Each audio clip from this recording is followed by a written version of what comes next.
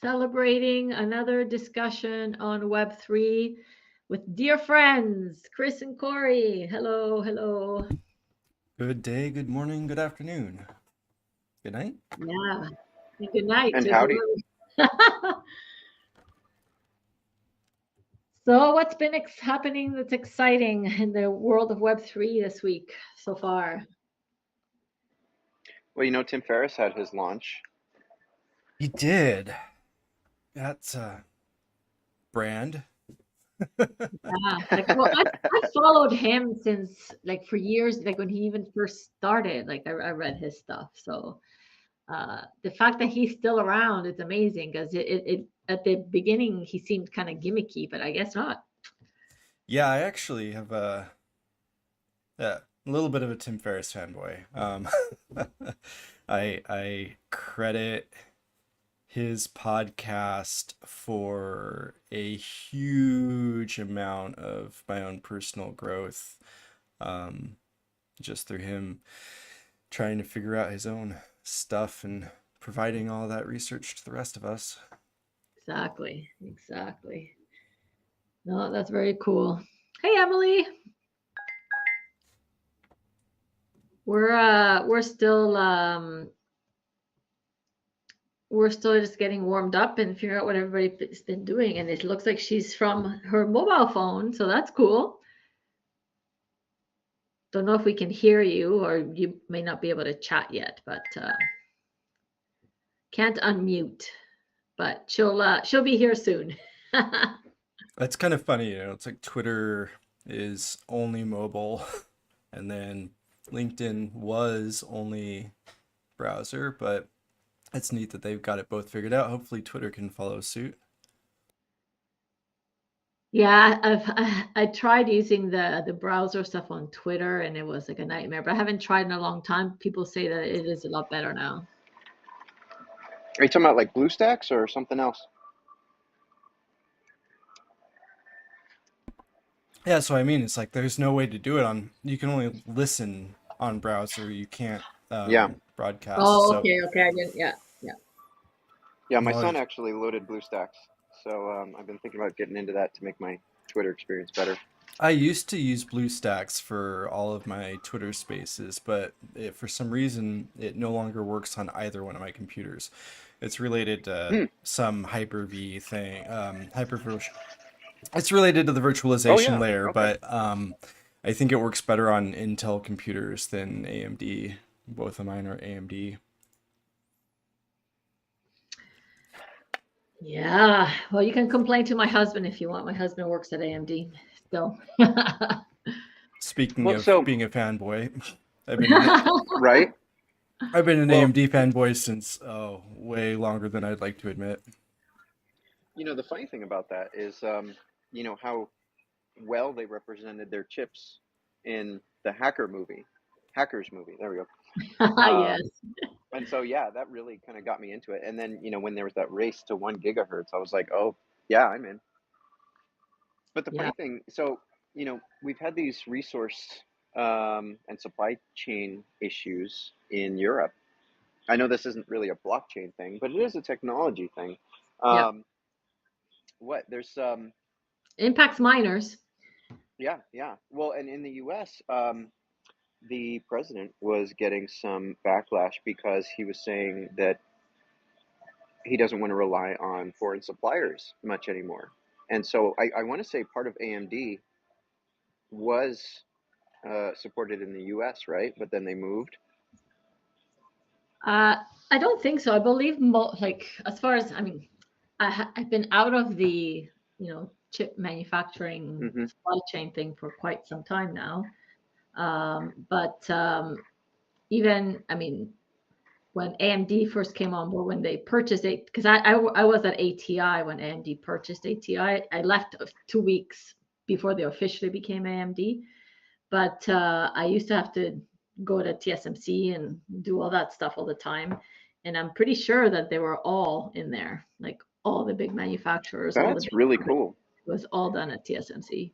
But yeah, so the backlash is basically saying like, if the US is going to pull out of supplying these things from Europe, Asia, other places, I think it was specifically the French prime minister saying, you're leaving us, to have to deal with Russia.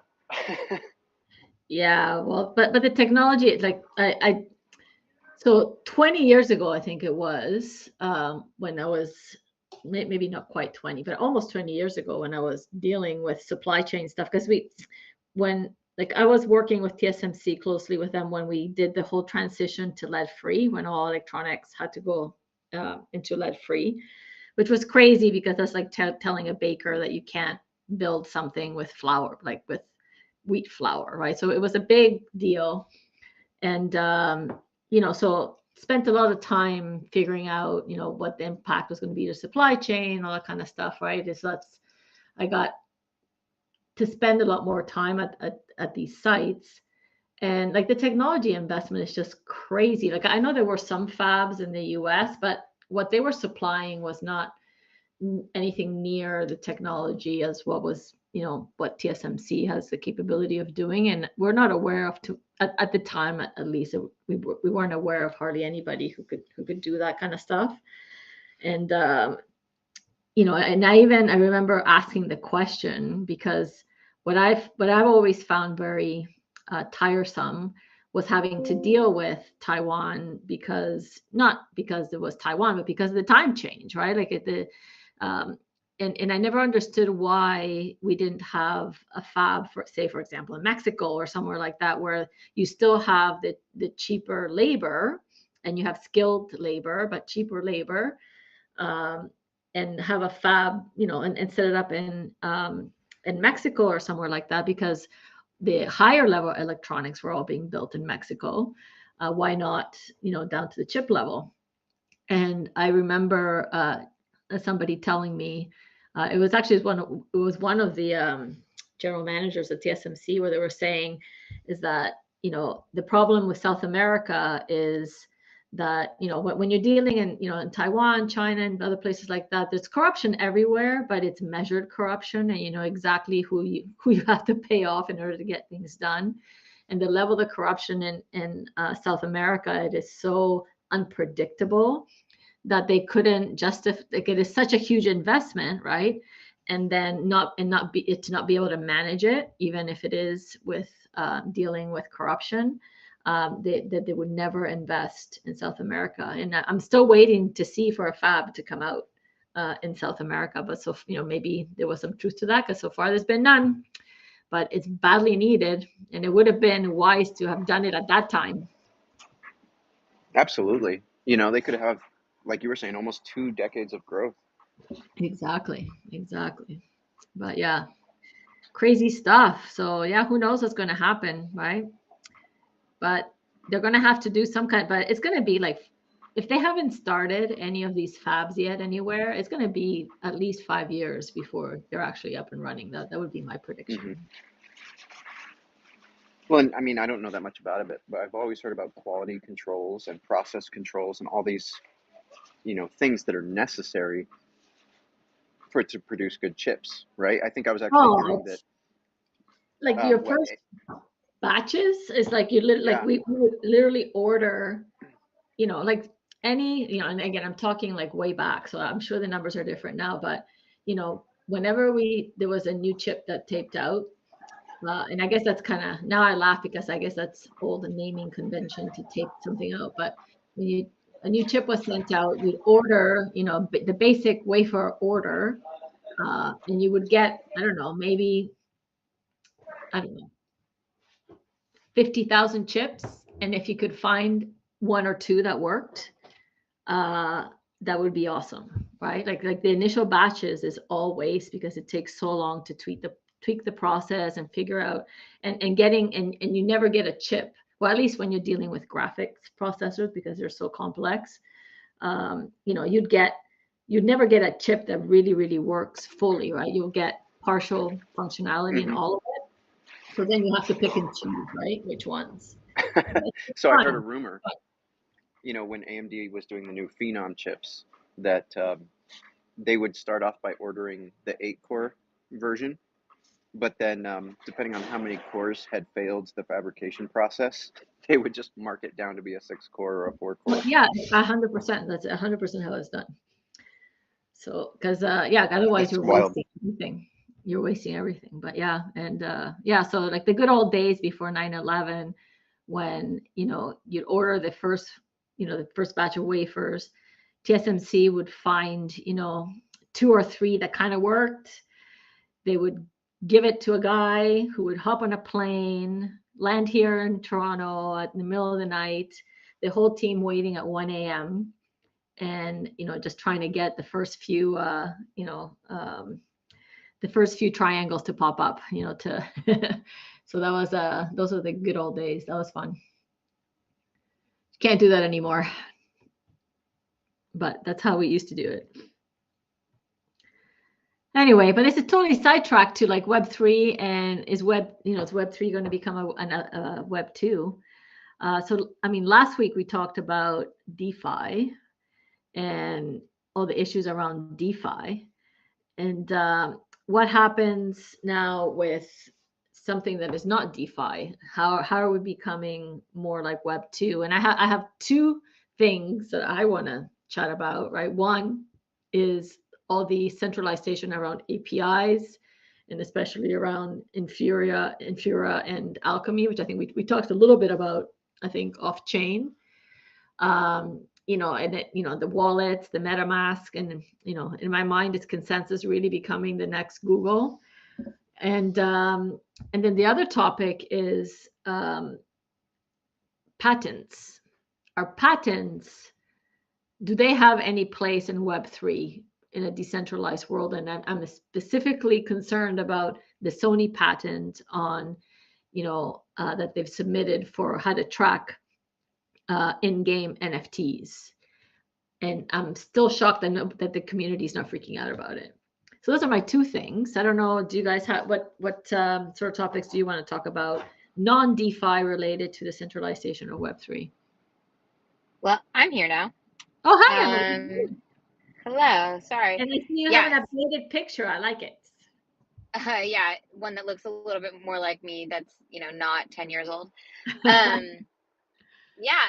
So I think Web3, less so than becoming the next Web2, is really like Web2 take 2, right? And if we think back to, one of the rumored inspirations behind blockchain, which was Napster, and people, freaked out because they were, stealing IP, and artists weren't making their money around it.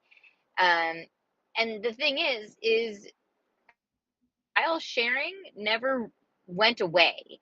Like, those sites got shut down and they would go elsewhere. And then there was kind of the dangers of it in general, where that's where malware was coming from. You were downloading all kinds of viruses on your computer, and people were like, oh yeah, this is a great opportunity for me to, basically embed a bunch of ransomware for people that were trying to find, a cheaper way around it. And then you have the problem of, now I need all this like antivirus stuff. But that, I guess that real spirit of it never went away, which is something worth noting. And the problems created from file sharing also never went away. And eventually people wisened up and they said, this isn't going to up with a new model. And then we ended up with streaming services, like Spotify, or what's the other one, Pandora. So I think people are starting to understand that, like, you can't hold back technology. And I think that, with this understanding in place, Web3 has a chance to make it what we really wanted the internet to be, and like what the old school internet was, before everybody came in and they're like, oh yeah, services, we'll just take little micro cuts of what you're doing and make ourselves billionaires 100 times over, and you're just like a little bit poorer, where we're going to automate out your job, and you're not going to get more money for the jobs that are left. You're going to get less money, and your quality of living goes down, and just creating this bigger and bigger divide, and like the big wealth distribution problems but like, maybe Web3 is our chance to fix it. I'd like to think it is. So who knows? I think society in general and culture in general is a lot better positioned now for this style of, I guess, like internet overall. So it's hard to say. I mean, there are the big players that come in and they provide, the service layers, and we see the things like you mentioned, like Sony, um, and their patent. I do think that there's places for patents. I think people still want to, have their mark on their intellectual property and say, like, yeah, it was my idea. And like, you can use my idea, but I want you to know it was mine. That's how we market in history. Um, and that's kind of how you build your respect in the space. I don't think that goes away. But, and, like Chris as well had a problem with that kind of early on in the last bull run with the low gas contract. So I think I think it does still have a place. Our technology is patent pending, but mostly so we can license it, right? Like we come at it from a position of, we want people adopting our technology. We had a great breakthrough. We want other services and other providers adopting what we came out with and using it to make it a better place overall. Like we want to build together, but we don't want someone else to profit on our behalf, and cut us out of it at the same time. I think what you're speaking about there is something that I've spent a fair amount of time pondering when it comes to projects in the Web3 space. And that is just, how do you get what you've earned, get something out for what you have put in. And, when you're talking about licensing, like that's, I guess I would consider that to be, a more traditional method of profiting from software development versus like, I think, when we see a lot of the decentralized, like a decentralized exchange, that's like they get money, a fraction of use, even like an OpenSea, although a lot of people have talked about how OpenSea's stealing profits from their creators and other things like that. But it's a tricky thing. Well, like, I let's think not get it twisted. OpenSea is without a doubt a very Web2 style business.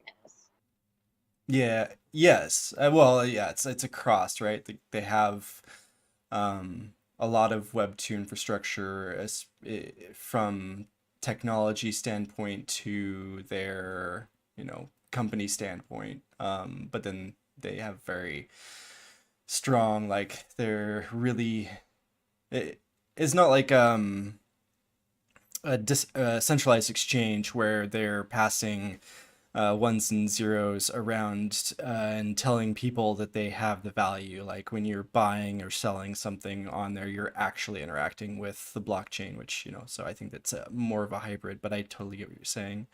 But yeah, I think it's just really tricky, like, especially from a developer standpoint, um, how do you get rewarded for the effort you've put in? How do you do that in a trustless environment? And some of the systems, make a lot of sense. Like there's an easy way to take some commission off of usage, and other ones, like, especially with what you're doing at Foolproof, is much more complicated to try and tie that all in, to a contract, to right to like a decentralized solution.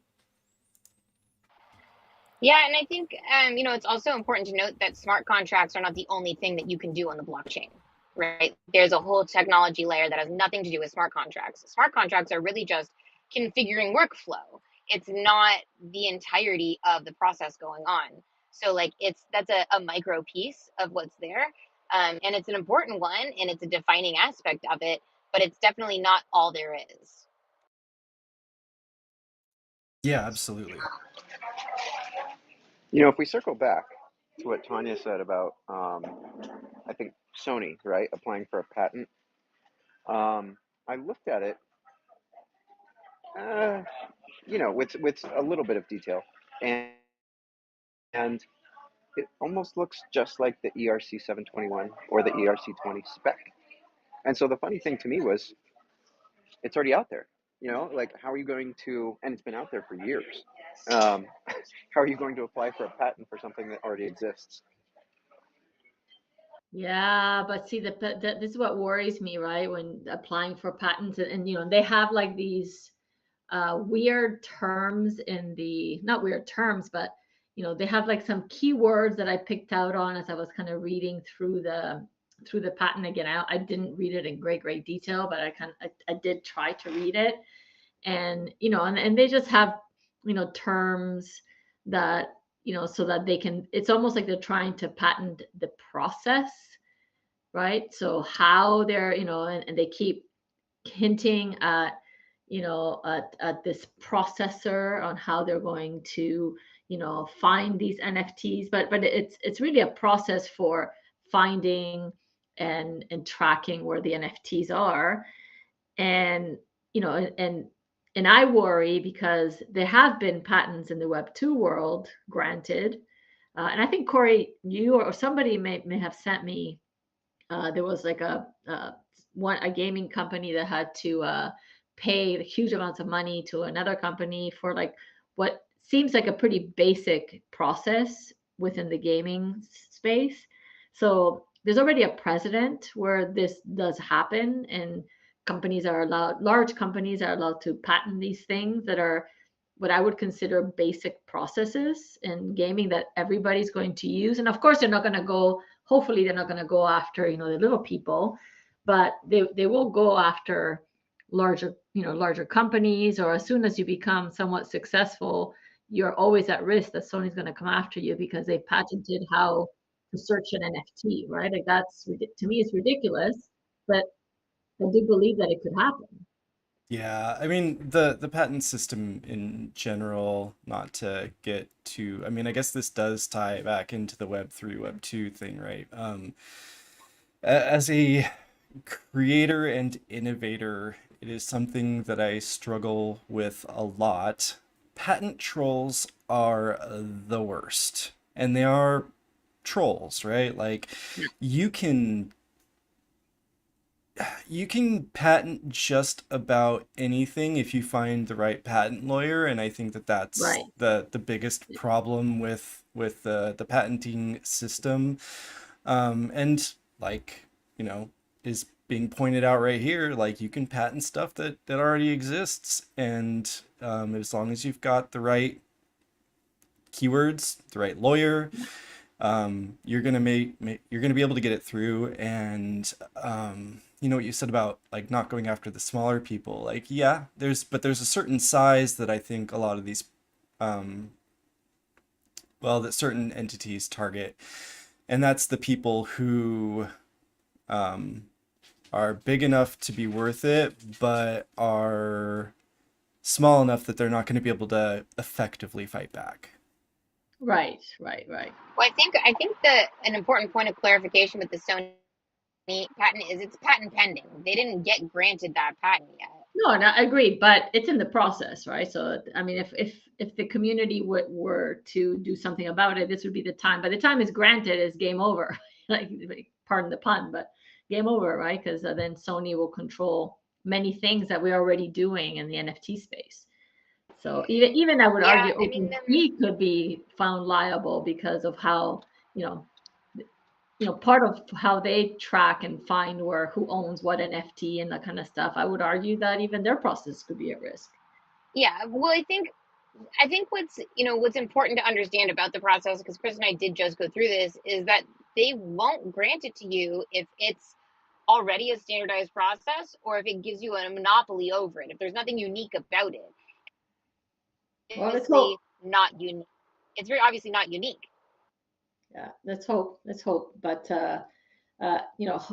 I would have expected the community to argue against it, provide somebody to organize, some lawyer or some smaller gaming studio to organize and submit something to show that this is already a standard process. Because if nobody says it and they don't actually look for it properly, they may still grant it, right? So it's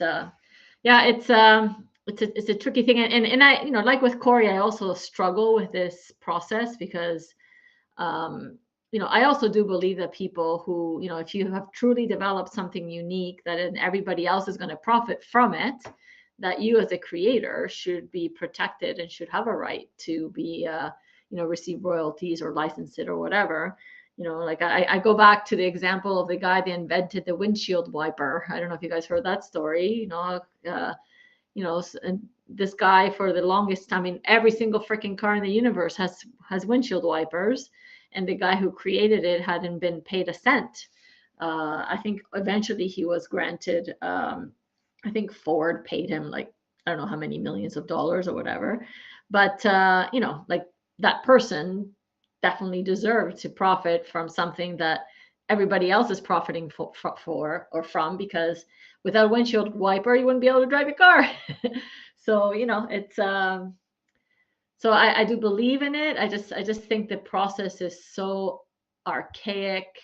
I'm not sure it has kept up with the times on how technology has evolved, especially when it comes to technology patents.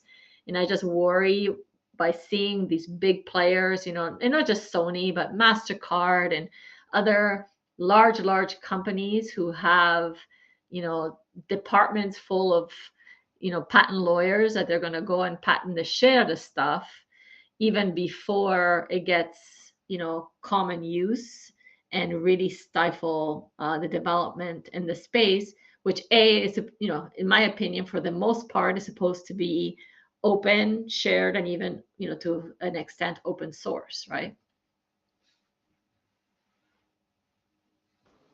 Yeah, absolutely. You reminded me of something. Do you care if we go on a little detour? I love detours. Let's do it. All right. So, yeah, you were talking about how financial companies, right, and other large conglomerates are just issuing, or not issuing, but requesting patents on specific things in order to get in front of them. I've been trying to look at the debt route for some time, and that's part of how we ended up talking about real estate last week, right? Is you know, maybe we don't see things as a quote unquote investment, but a note, some sort of IOU that's allowed to grow. What struck me this morning is that a lot of companies will say, you know, if you pay us within 5 days, we'll reduce it by such percent. Otherwise, the full amount is due within 30 days, right? I think this is 5 net 30, something like that. Um, you know, something that could be interesting here. Um, so instead of Web3 going Web2, but adopting Web2 into it, is the concept of being able to say, um, you know, use this specific token or use this intermediary to manage your payments within a certain timeline and get some benefit from it, such as the 5 net 30 type scenario. What do you think? We got something there? So tokenize the payment, like the Mm-hmm. 5 net 30 in a sense. That's right. So if you use the token, you get the discount, or if you use the blockchain, are you saying like use the blockchain to pay a specific price, or you and then use what, or if you can't or you're not ready, you can use Web2 and pay a little bit more. Is that what you're saying? Not quite. Okay. So Then I don't get it. we have Try me flash again. loans. Yeah. You know, don't hold my feet to the fire, right? But transactions on the blockchain are somewhat instantaneous, right? You have this one moment to do one thing, or many things actually, but they execute in real time. Um, the addendum to that is when somebody said, let's do flash loans. Literally, I'll start a transaction, borrow your assets, do something with those assets, come back at the end, and then pay you back. And you know, if I benefit from that, cool. If I don't benefit from that, you know, that's my fault. I wrote this smart contract in that specific way. Okay, and in a small sense, that's what OpenSea does with its what are those things called? There's a way you can group the tokens together. And so supposedly, right, they could say this guy has a token, that guy has a token, that guy has a token. Oh, they started the cart thing. I don't know why I'm explaining this, but yeah, you can throw all these things in your cart, do one transaction, pay for it, and receive all those tokens. Could be from multiple different people. And so now we're doing multiple things, but it's still in one transaction, right? And that's the challenge. If you're managing your own debt, you don't actually have an opportunity to benefit someone unless you have coded it. So yeah, we can put a spec out there that says, here's when your debt is due, pay it by this time, we'll send you some back, something like that. But, to benefit the whole space, you could actually put together a service that basically says, register your debts or your payments, subscriptions, whatever they are, with us. And we'll be the intermediary and say, yes, if you are early, then you'll get a discount on that fee. Otherwise, if you're on time, you pay the full amount. And then where it really gets interesting is, what if you're late, right? Does it just keep tracking that in perpetuity? Now, potentially you could just create a new wallet and create a new account and do all this other stuff. But, I think there'll come a point where we can identify people based on their wallet holdings, and we'll say, no, you're the same person. You owe this debt. So it's an evolution, right? We used to have people with paper saying, I created this for you, or I performed this task, pay me. And then, if it didn't work out, they'd get their pitchforks. And these days, it's a credit score. No, I think that's actually a good use case for what we've been, for blockchain in general, right? Help people manage their debt. If they pay it off, so if they can make bigger payments, it's almost like a Web3 mortgage. Is that? Yeah. Well, I mean, mortgage, I think means like Death Note, right? You Yeah. pay this until you die.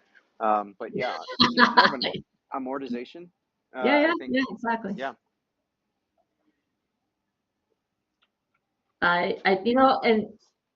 And I think like how there's micro lenders and stuff like I read once there's a movie about, I forget the person's name in India who created like the bank that he does micro lending, especially to women to run their small businesses and get rid of the middle people kind of thing.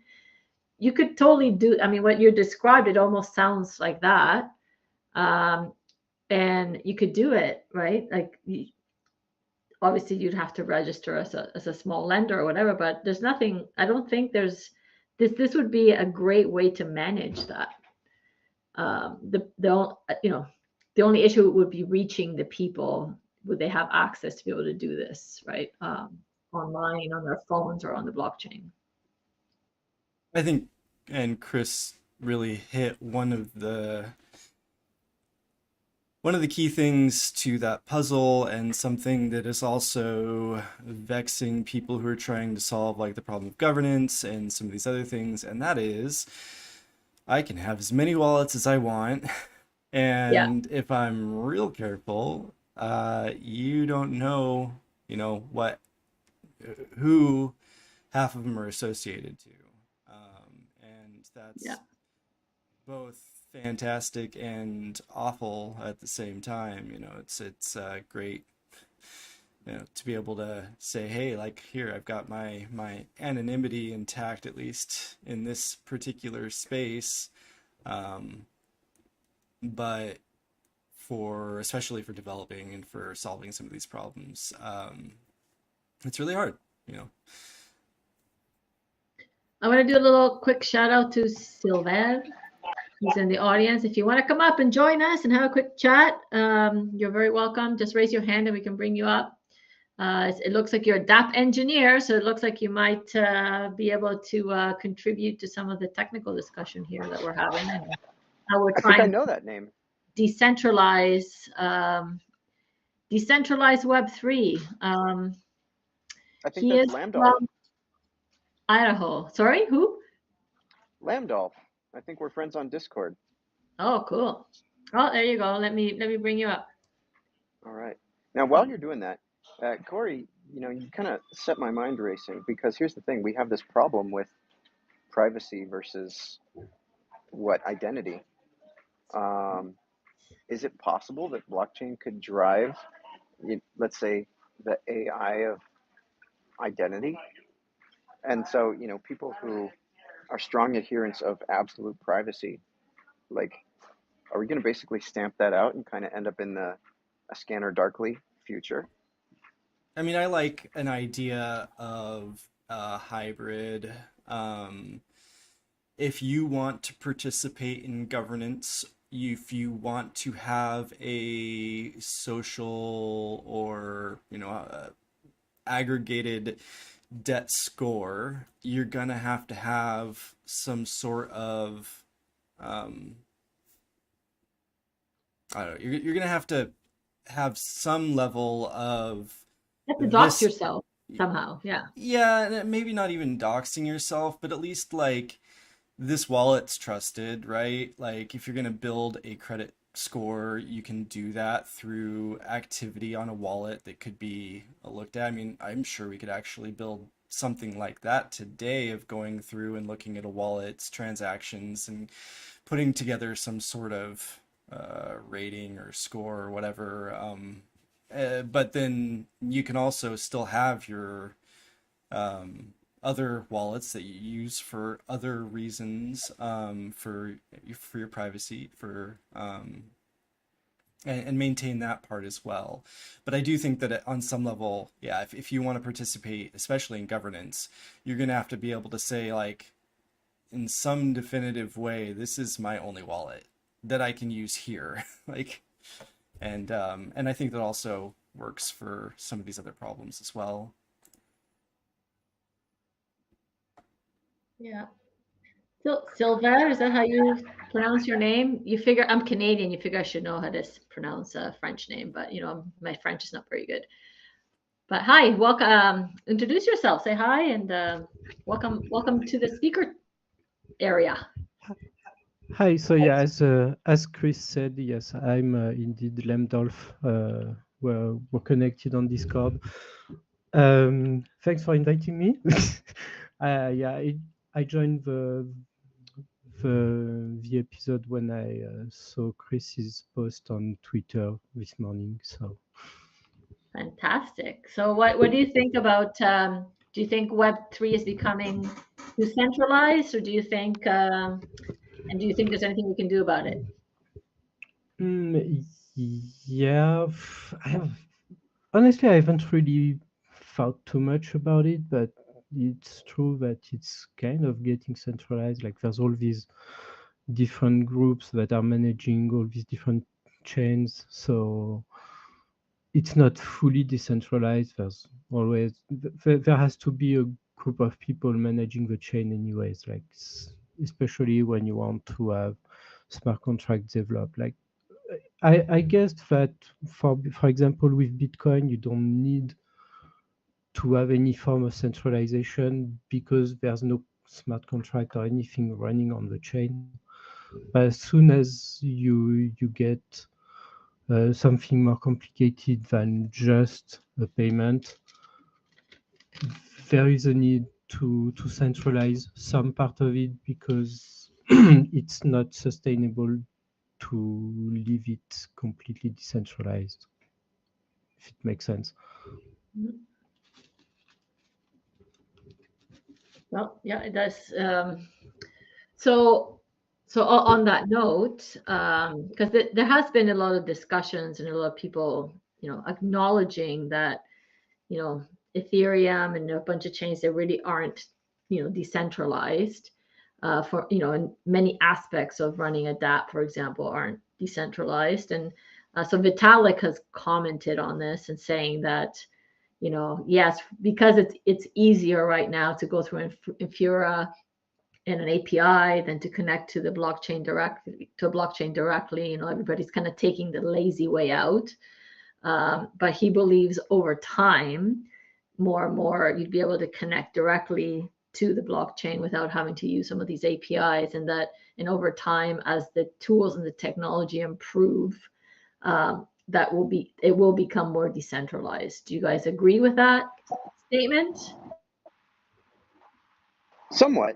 Somewhat. The interesting about this, I think I brought this up on our second episode, is that people used to just run nodes on their PC, and their node held their private key. So when they were doing transactions, they literally just fed it through their node, and then their node said, I know exactly who this is, added the signature, and sent it to the rest of the blockchain, the other validators, for consensus. Now, never minding that the staking fee, I think, is like 26 ETH. Yeah. Yeah, I think there's a future where everyone, potentially even on your phone, you'll have your own little node, and it manages your key for you. That would be cool. Definitely need sharding and all that in place, though, for that to happen. I don't think we want copies of Ethereum on our phones. Yeah, for sure, right? Like, he's saying that we will be able to solve these problems as time moves forward, but also these problems are getting more complex by the day. You have to have more space and more power to be able to have all this data available. And so I was just thinking, like, as these came up and I was, problem solving in my head, like, oh, well, like, then we have a service that you go, oh, wait, yeah, we're right back to where we started again, like, because that service is going to have to, I don't know. Yeah, I mean, like, unless, I guess you could come up with some sort of, like, chain link sort of solution to be able to query data, maybe. That could be really interesting, like an oracle for just querying the blockchain. But yeah, I do think that we can build the tools and solve these problems if there is enough Demand. demand for it. I was trying to think if there's another word that I wanted to use there, but they're also getting more complicated. So we better hurry up and do it. So I have a question, because Chris, you mentioned how I haven't been on OpenSea in a long time, and you mentioned that now they have they have a cart. So how does that work to send multiple, tokens? Are they all from the same contract? Like you said that you could put stuff on your cart from different contracts. I guess they just charge you a fee, and then they do all the sending and interacting with contracts in the background. Like they kind of add up everything, charge you one fee, and then they deal with everything in the background. And I've worked Right. with Transaction. multi-transaction, what do they call them? But basically it's like a contract that will handle multi-call contracts. And so like you can do multiple calls almost like through a proxy. So you send all of your stuff to the proxy as one transaction, which then does all the other transactions for you. Okay. Right. And if you look at the when they released Seaport, that replaced their previous contract. They wrote it so that you could receive multiple, kind of trades, right? This Okay. token for that ETH, with one request. At the start, they only used it for one at a time. I think, possibly just so they had room to upgrade their website. And so, now that they have the cart thing, right, what you're really doing is sending money through their contract, which goes and finds all the other contracts, pays for tokens, pulls the tokens, and then delivers it back to you. Yeah. Okay. Cool. Very, very cool. See, we are progressing, slowly but surely. It's getting easier and better for people. But they're still can't. Well, OpenSea is not doing it. They're claiming they're not doing it. The core of, again, Web3 and what Emily was talking about, redistribution of income and what the blockchain is supposed to be about.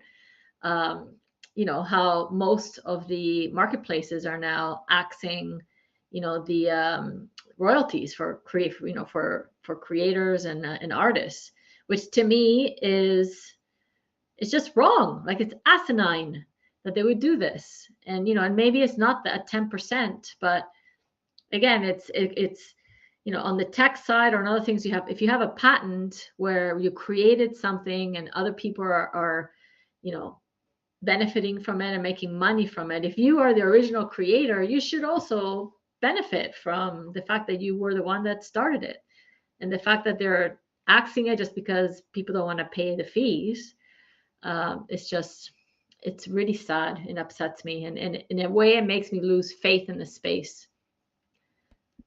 I think a little bit about, like, there's been a lot of, especially as there was this whole wave of new layer ones and layer two blockchains, that a lot of common complaints were about the pre-mine and like how the developers set aside some for themselves. It's like, well, unless they built something in where every transaction was giving them some small royalty, it's like, don't they deserve some cut? Like, yeah, nobody wants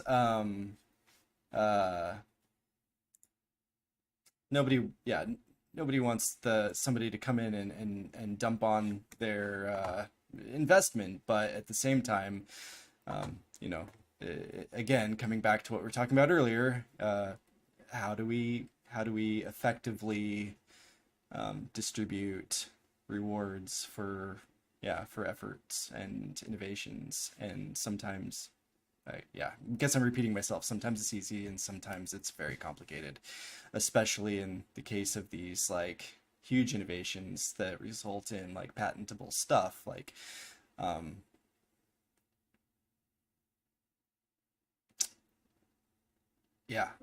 don't have a good way to move forward with that. Like, I think it's something that I'm going to continue to mull on, and hopefully we'll keep making progress. I hesitate to just be depressed and disappointed in that, like, the biggest hurdle is coming back to the biggest hurdle of our conversation last week when it came to real estate, and that's the government, whether it's small local level or the federal level, because as long as patent law continues to be patent law and that it enables, almost encourages patent trolling, we'll have people doing that, and that's going to be really hard to work around.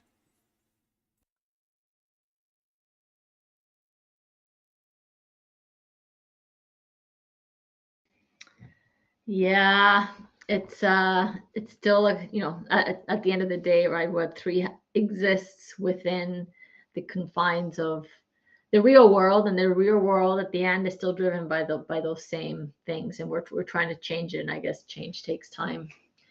You got to change attitudes, and hopefully over time that will happen. But and yes, what I'm hoping, right, is that while Web3 will probably always have, the big players like the Sonys or the MasterCards or whatever that managed to get into the space, patent some stuff, and they will control big parts of the economy. What I'm hoping it will be somewhat different with Web3 to Web2 is that the technology will still allow for you to have the smaller independent operations and businesses that can access the space equitably, where because right now in Web 2 right, you can't really access the space equitably because just the investment you have to make on all your servers and infrastructure and all that kind of stuff, right? Like it is prohibitive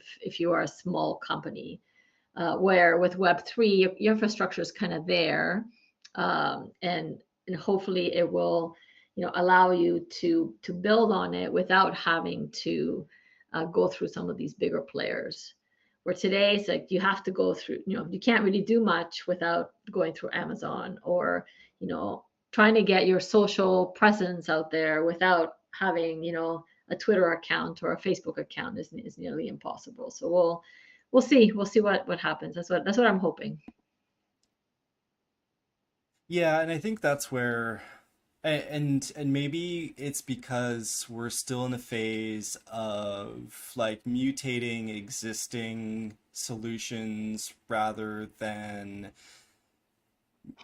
truly, and there is real innovation happening, don't get me wrong, but like we're still largely in this phase of like creating these cognates to solutions that already exist, and we need to think beyond that, because what is the blockchain that or what is Web3 that we were talking about in past episodes, and that's this trustless, and we keep coming back to trustless, or at least I do.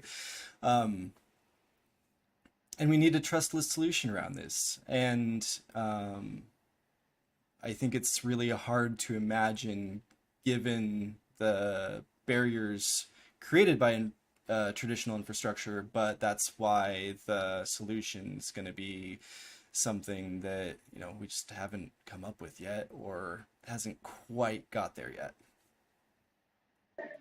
The thing you bring to mind when you talk about these cognates and the routines that we've learned from Web 2, I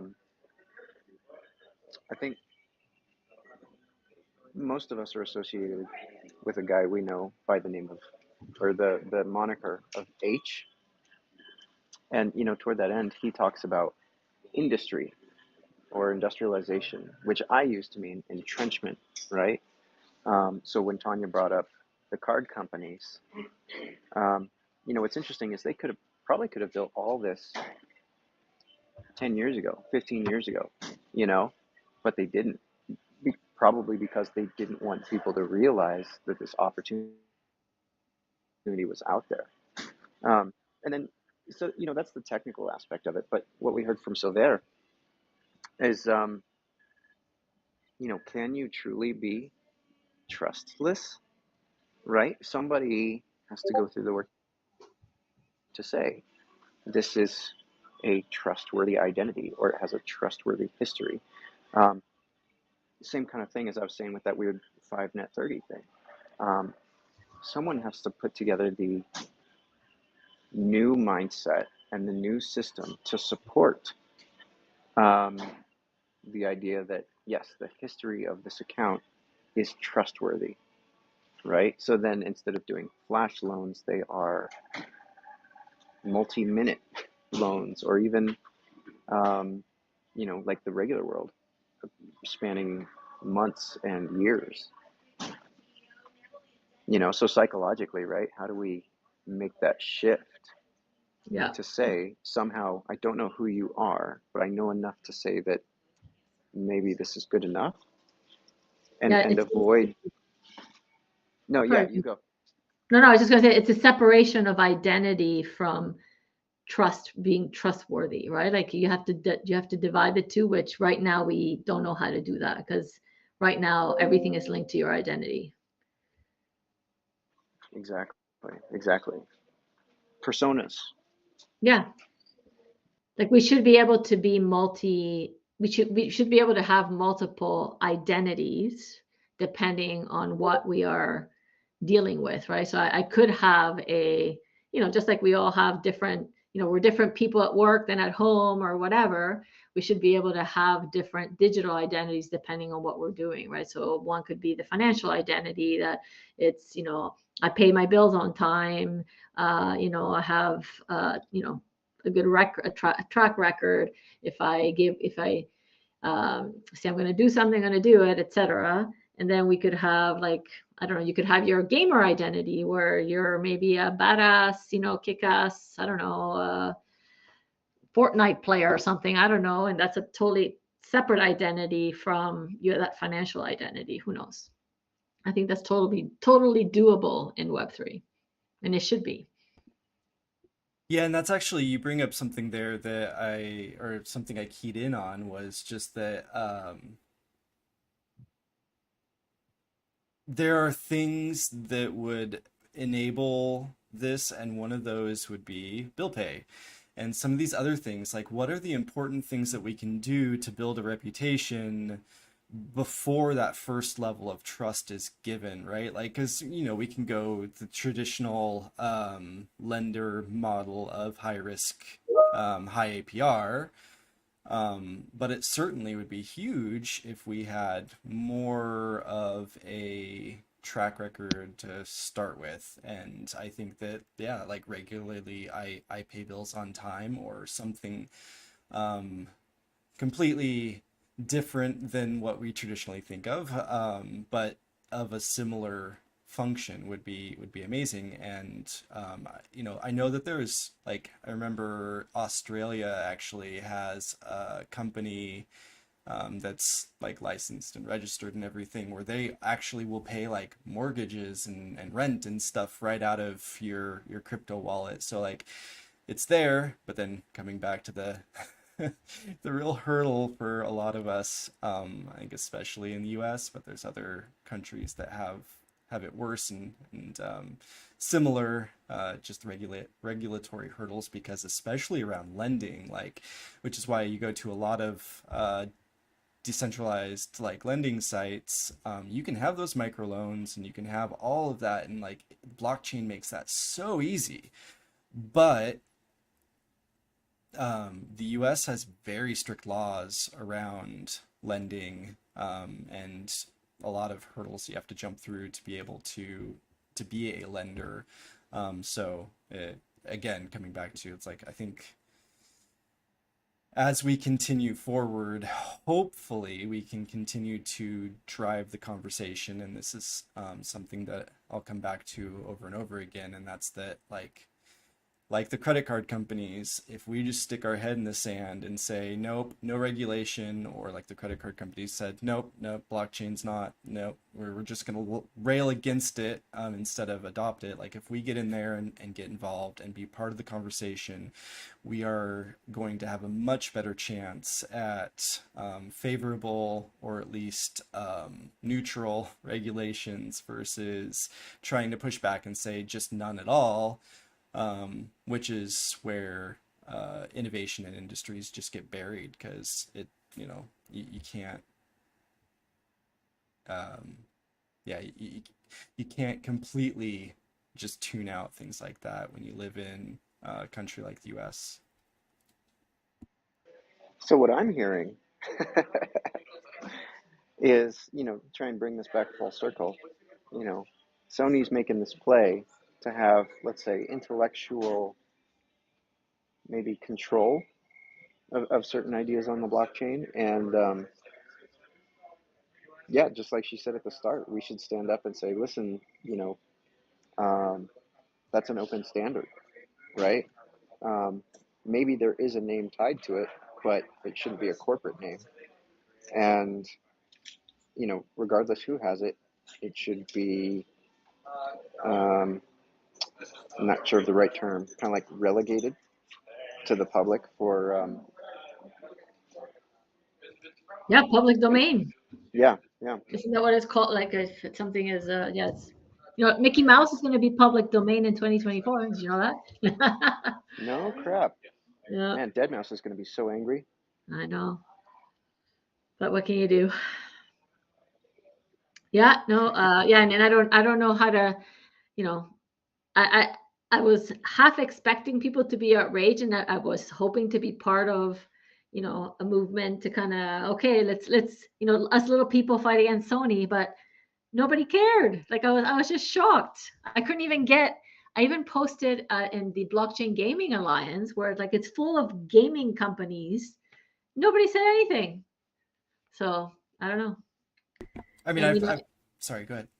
no, go ahead. I was just gonna say, I've totally mused over the idea of like lobby DAO, right? Like come up with an organization that really is both funded by and driven by the communities that would be affected by these regulations. So how most lobbies work, you get your different big players together, and they all chip in, and we send people to Washington and do the thing that we all hate, because as long as it exists, we're gonna either have to participate or be left out of the conversation. Well, maybe we need to start doing that.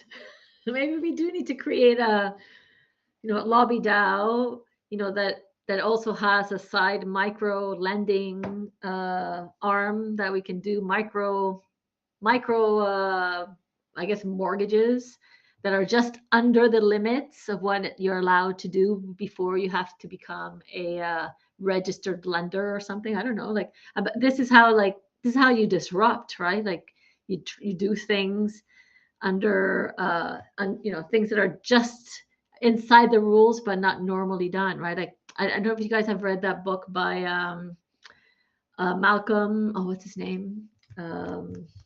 Malcolm. Hold on. Give me a second. I have the book right here.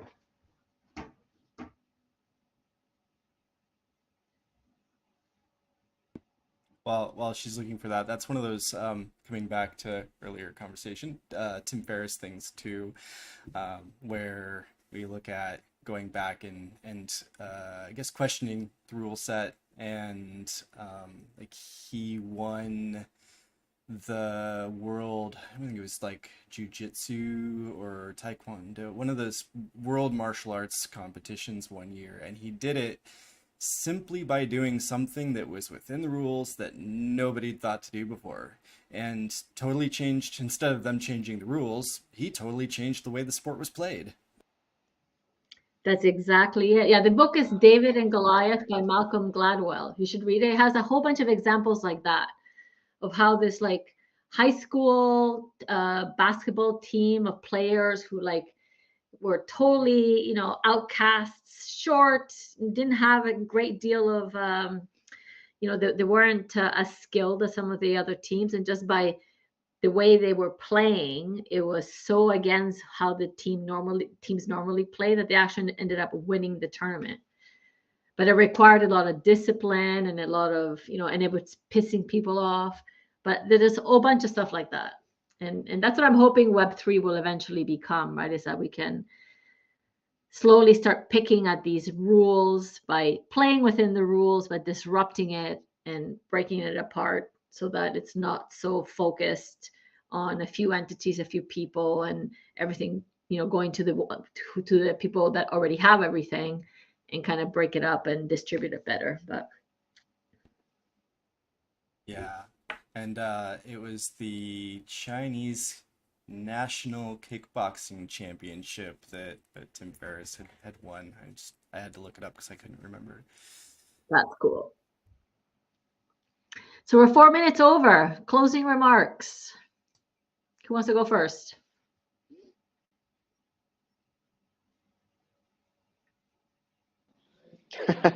Doesn't sound like anybody does. You don't want this to end. Right. I guess the closing remark for me is fearfully optimistic, right? We have this opportunity so that, hopefully the machines don't come in and say, you say that you're not Tanya or that you're not Emily, but based on your transactions and your behavior and other things, you probably are, right? We don't want to have to give up that privacy. And we also want to expand on the ability to, I don't want to say profit on, but build infrastructure, build relationships, build, simple transactions based on truth, right? And then, so maybe those are the open protocols of the future, as long as Sony doesn't get them. There you go. Emily, you've been quiet for the last little bit, so I'm not sure if you are unable to speak or having some connection problems or just busy. I think she might be busy. Sylvain, want to add some closing remarks?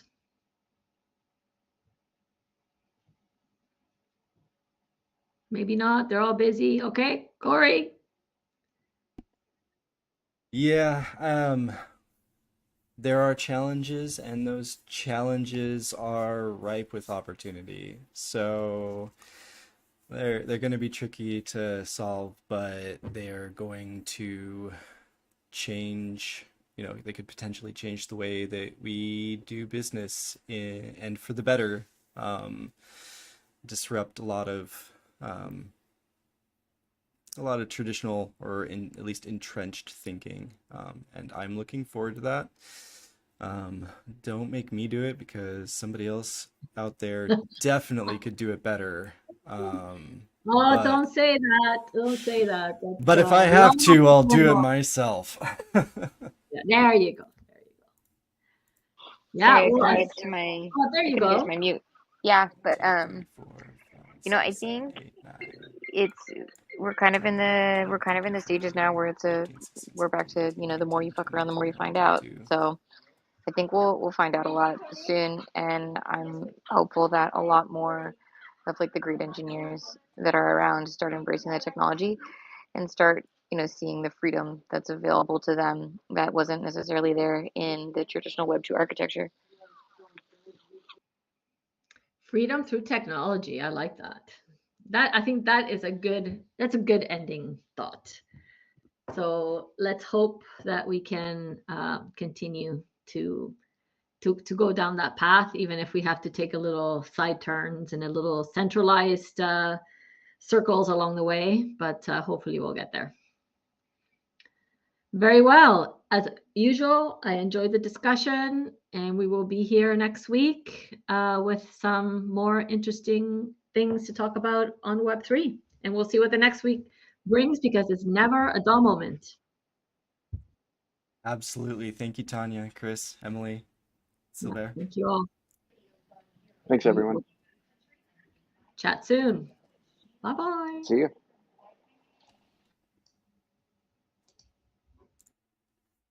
And that'll do it for my stream too. I will pick this back up later on and get back to some live coding. So thank you all for dropping by, and until next time, happy hacking.